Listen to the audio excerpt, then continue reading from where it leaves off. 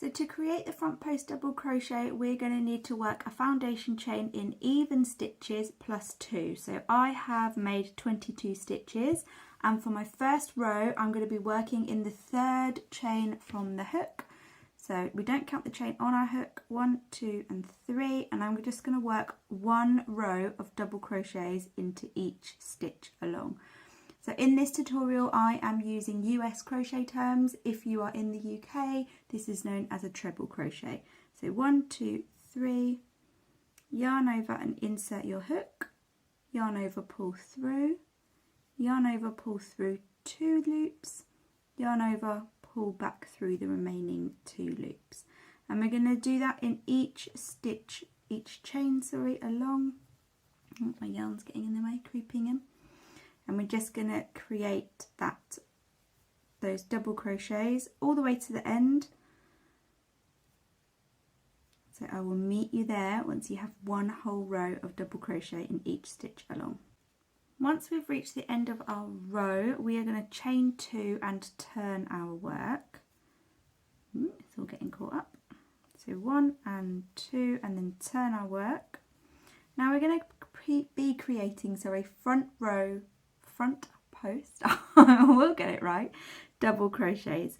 Now if we look at our double crochets from the previous row, we're going to be looking at the stitches themselves instead of working into the top of our row like we normally would. And we're going to work around the post of the stitch, so around the actual stitch itself. So we're going to yarn over like we would to begin a double crochet. And then we're going to insert our hook behind that post.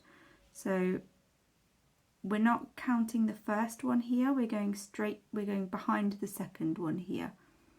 So insert your hook behind that post after you've yarned over.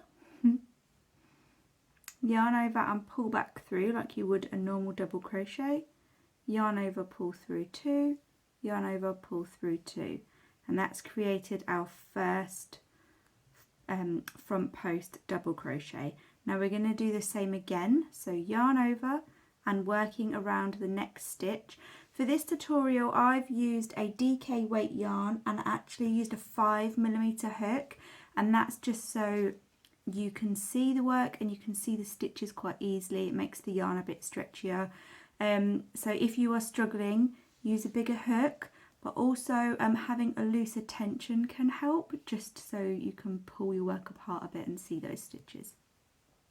So yarn over behind that post, yarn over, pull through, yarn over, pull through 2, yarn over, pull through 2.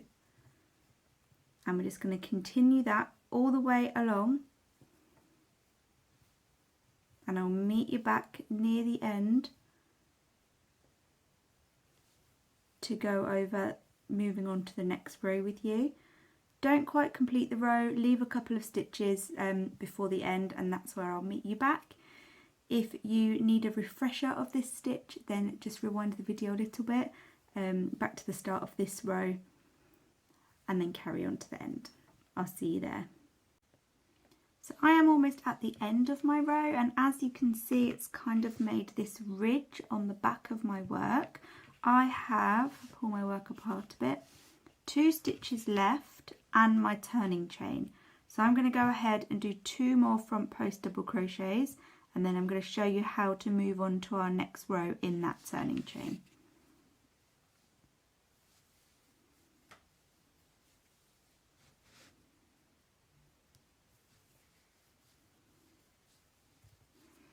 So into the top of that turning chain, you want to just make 1 double crochet, fit your hook in there, that's it.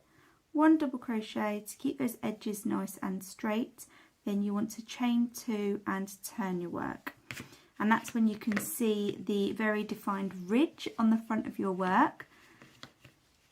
And now we're going to go back in exactly the same way and create another row of front post double crochet. So again, not going around that first post there, but using this almost second double crochet of the row, yarn over, round the back of that post, yarn over, pull through, yarn over, pull through 2, yarn over, pull through 2, and again behind the next one. And we're just going to continue this way all the way to the end, chain 2 and turn. So remember to do a double crochet into that last stitch, and that's it. It's a stitch repeat all the way to the end, and it will actually alternate the sides that that ridge is on. So every other row on both sides of your work, alternating, you will have this ridge, and it makes a really nice pattern, really nice texture for things like ribbing on the edge of blankets or cardigans or garments, things like that. It makes a really nice edging stitch, and that, as you can see, that ridge is now being worked on the back. So do that all the way to the end. I'll meet you back at the end and show you how to move on to your next row one more time. Then I'm going to go away and build my swatch up, make it a little bigger, come back and show it to you so you can see that ribbing, and I will meet you back at the end of this row. So I'm now at the end of my row. I've got my chain 2, the turning chain there, so I'm going to yarn over and just insert my hook, yarn over, pull through. Oh, I've gone straight into there, so through the actual stitch. Yarn over, pull through, create that double crochet, chain 2, and move on to the turning your work and working back along. So as you can see, it's made another nice ridge here. This here is actually the bottom of your work, so that's not a ridge on this side, unfortunately. It's just turned up a bit while that ridge is sitting on the desk. So I'm going to go away and build my swatch up, and I'll meet you back in a bit to show you the bigger picture. So as you can see here, I've built the swatch up a few more rows, and you can really see the defined ridge, and then if you turn it over you can see the ridge on the other side, which will be kind of in alternating positions. So it's a really, really lovely textured stitch. Like I said before, it's great for ribbing, for collars, for you know, cuffs, borders of blankets. Really, really lovely. So that's the front post double crochet. So if you loved this tutorial, then please give me a massive thumbs up. Subscribe to my channel and hit that notification bell if you'd like to keep up to date with my tutorials, and I'll catch you again soon.